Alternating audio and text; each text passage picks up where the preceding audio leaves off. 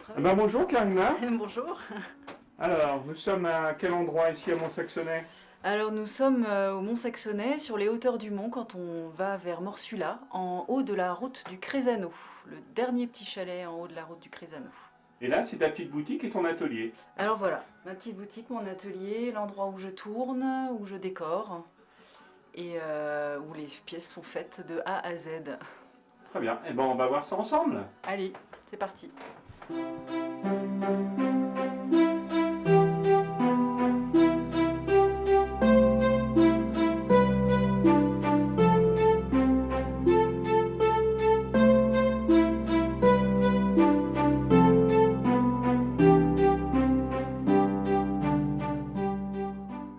C'est ce genre d'argile que tu utilises en priorité? Oui, toujours c'est l'argile que j'utilise, oui.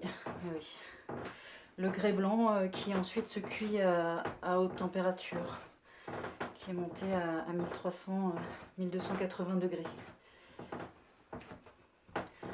Là, le principe, c'est effectivement d'avoir une roue qui tourne et les éventuelles bulles qui sont dans la masse vont progressivement venir à l'extérieur de l'escargot et s'évacuer.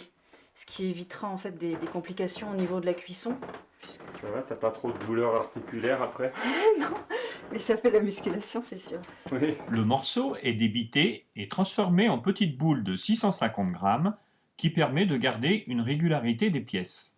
On se fait des petits outils de break et de broc. On les combine un peu. Voilà, quoi, les petites combines pour aller plus vite, pour s'éviter trop de manipulation. Les steaks, donc ça c'est vraiment l'outil de base qui existe à l'origine dans les pays japonais ou les pays de tradition potière en bois. Ouais.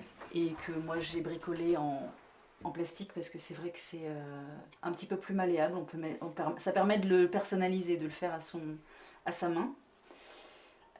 Et puis le fil qui permet de retirer la pièce une fois terminée du tour, de la girelle. Et là, c'est parti.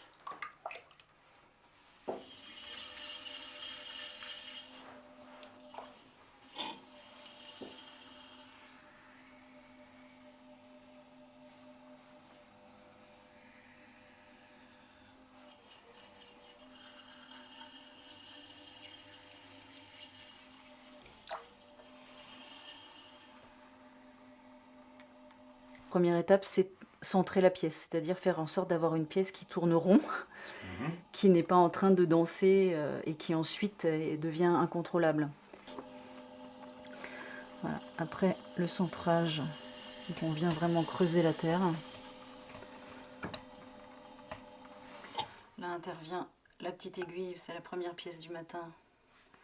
On se cale pour être sûr qu'on a la bonne épaisseur en fond de pièce.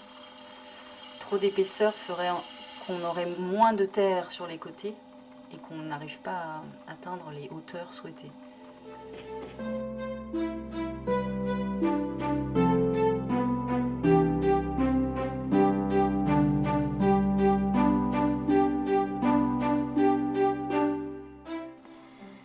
Voilà, là c'est parfaire un petit peu le profil de la pièce.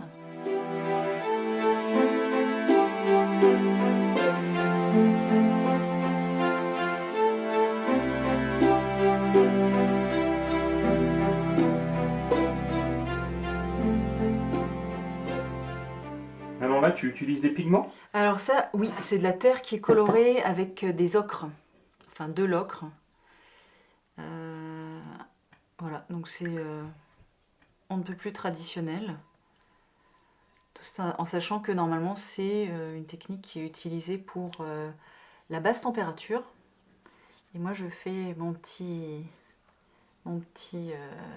mélange à moi pour l'utiliser pour la haute température et donc avoir des effets qui sont différents de ceux qui sont normalement utilisés. Donc là tout l'enjeu c'est d'essayer d'avoir une petite couche régulière.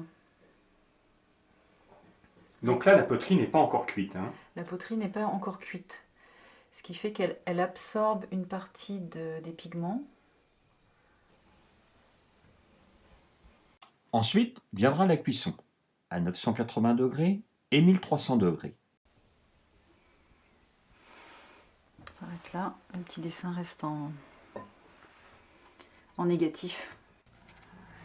On a mis au point un petit gabarit qui va se retrouver sur des tasses, des petites assiettes à dessert, des mugs.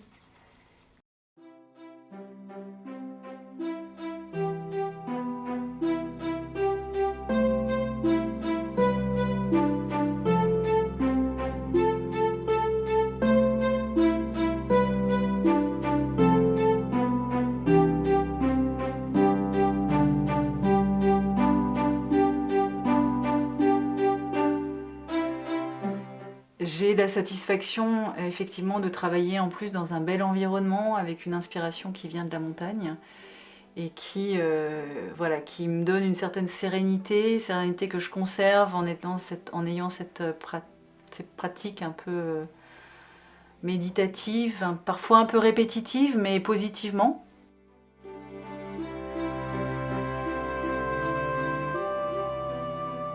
Pour moi, la poterie, c'est une nouvelle vie, on va dire, que j'ai choisie pour être un petit peu plus maître ou maîtresse de mon temps.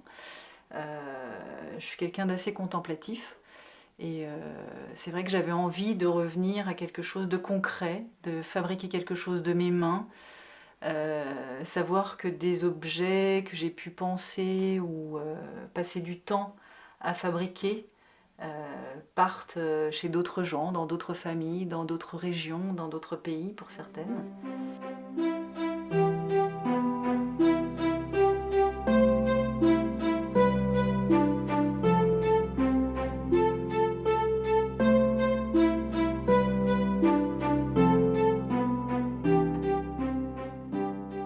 Et le plus beau des compliments, effectivement, c'est quand l'objet que j'ai pensé plaît à une personne et s'en va pour avoir une nouvelle vie ailleurs.